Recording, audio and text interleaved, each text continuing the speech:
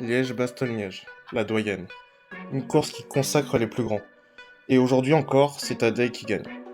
Un scénario qui peut paraître classique, mais une lecture de course beaucoup plus intéressante qu'il n'y paraît. Parce qu'aujourd'hui, au-delà du résultat, c'est la manière de la course a été maîtrisée qui interpelle. Premier point, la gestion de la course côté UAE. On n'a jamais senti l'équipe en difficulté. Et comme l'a très bien expliqué Benoît Cosnefroy après la course, UAE n'a jamais stressé. Ils ont fait un choix clair, garder un maximum d'équipiers autour de Pogacar. Pas d'anticipation, pas de dispersion, juste du contrôle. Et dans une course comme Liège, ça change tout. Tu maîtrises le tempo, tu protèges ton leader et tu évites les scénarios subis. A l'inverse, la course de Remco Evenepoel pose question. On le retrouve à l'avant, peut-être par choix, peut-être contraint, mais derrière, il subit plus qu'il ne contrôle. Et dans ce type de configuration, face à Pogacar, ça se paye. Puis on arrive à la redoute, le moment clé. Une montée en pression de l'équipe UAE, puis l'accélération traditionnelle de Pogacar. Un effort long, violent, soutenu, et comme souvent, il fait la différence. Mais ce qui est intéressant aujourd'hui, c'est ce qui se passe derrière. La performance de Paul Sexas, parce que dans la redoute, il ne subit pas, il tient. Et dans les 100 derniers mètres de l'ascension, il revient quasiment à hauteur du pédalier de Pogacar. Alors oui, peut-être c'est du bluff, peut-être un message qu'il a voulu lui faire passer, mais à ce niveau-là, ce n'est jamais anodin. Et surtout, Pogacar lui-même l'a reconnu. Il a dû aller chercher très loin pour essayer de le décrocher. Et surtout, il s'attendait à devoir jouer la victoire au sprint avec lui. Ça, c'est un signal très fort et sans dit non. Parce que ça veut dire qu'à un moment, le meilleur coureur du monde n'était pas certain de faire la différence. Et ça le place dans une catégorie très restreinte, celle des coureurs capables de résister au moins temporairement aux accélérations de Pogacar.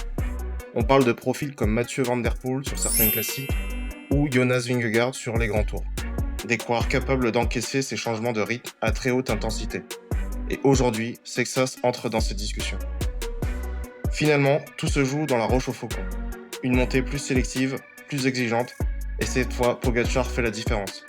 Sexas finit par céder, mais après avoir tenu très longtemps. Selon moi, ça ouvre deux hypothèses. Hypothèse 1, soit il est venu se tester, repousser ses limites, quitte à exploser. Ou alors, hypothèse 2, il a choisi de collaborer en sachant qu'il ne pouvait pas gagner pour sécuriser un résultat. Mais ça, on le saura certainement dans les prochaines courses et peut-être lors de la messe de juillet au Tour de France. Forcément, ça change son statut, parce que ce type de performance, ça marque des points. À court terme, dans la manière dont les équipes vont le considérer, et à moyen terme dans la hiérarchie des grands coureurs du peloton. Il n'est peut-être pas encore au sommet, mais il est clairement en train d'y entrer. Et derrière, il y a un autre sujet important, la course de Remco Evenepoel. 3e aujourd'hui. Alors bien sûr, un podium sur un monument, c'est un résultat majeur. Beaucoup de coureurs se signeraient pour ça. Mais à son niveau, la lecture est différente. Parce que sur le papier, il était le principal rival de Pogacar, et aujourd'hui, il apparaît un cran en dessous, voire deux.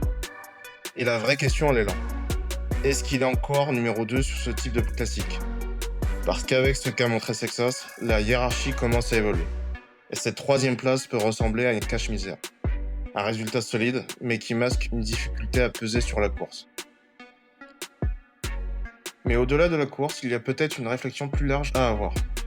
Sur ce type de parcours très exigeant, très usant, son profil pose question.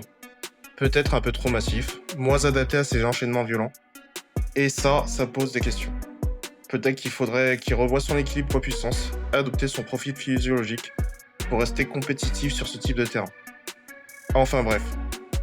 La campagne des classiques de printemps 2026 est maintenant terminée et on bascule sur une toute autre phase.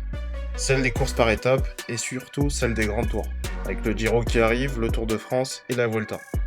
Côté Pogacar, la transition est immédiate. Il sera au départ du Tour de Romandie dès ce mardi, qui se déroule du coup de mardi 28 avril au 3 mai 2026. C'est une course exigeante, très montagneuse, avant une période de récupération puis un travail en altitude avec un objectif très clair, le Tour de France.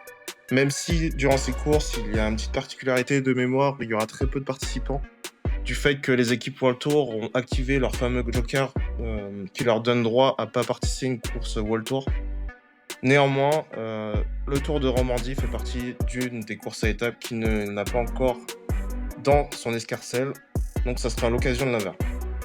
Côté Evenepoel, la stratégie est différente. Une période de repos plus longue avant de basculer sur une préparation spécifique, toujours avec le Tour de France en une demi-heure. Et c'est là qu'on attendra des réponses, notamment sur sa capacité à s'adapter sur ce Tour de France très montagneux. Et enfin, le cas Texas.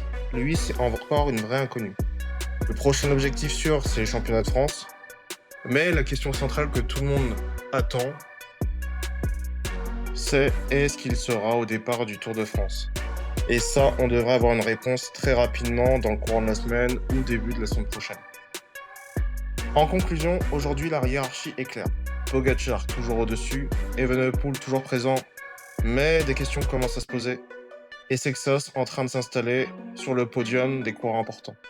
Pas encore au sommet, mais déjà dans le match. Maintenant, donne-moi ton avis. Est-ce que Sexas a bien fait de collaborer, ou est-ce que c'était une erreur de sa part pour la suite de la compétition?